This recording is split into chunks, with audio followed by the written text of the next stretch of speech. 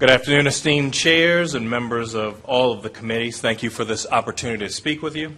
I'm Calvin Ball, Howard County Executive. I would especially like to thank all of the Howard County delegation members for your continued partnership and collaboration, as well as Dr. Kerwin, the Commission. I'd like to also acknowledge we have our Chair of our Board of Education and Mavis Ellis and Council Member Christiana Rigby here.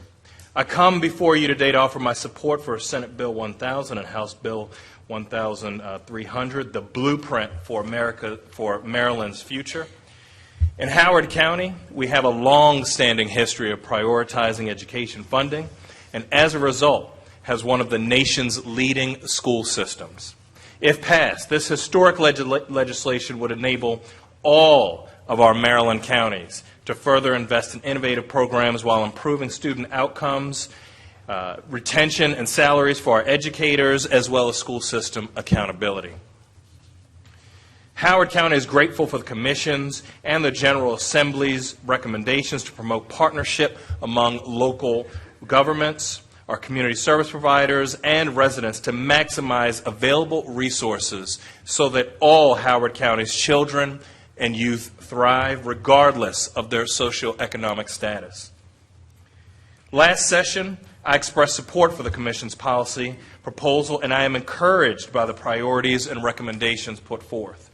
Specifically, those that focus on expanding early childhood education, providing additional supports for our children experiencing economic or social challenges and our students with disabilities, while highlighting alternative career readiness plans.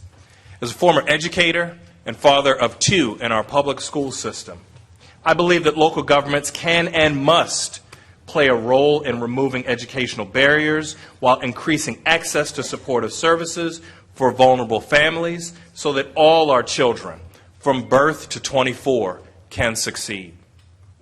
We are one of the fastest growing school systems in the state. And in my first budget, FY20, I approved $18.2 million increase in funding, which is the largest use outside of MOE qualifying funding over the last 5 fiscal years. And it takes our entire community to work, plan, and exercise fiscal stewardship. And I applaud you for all of your work. My administration unequivocally supports this proposal of historic investment.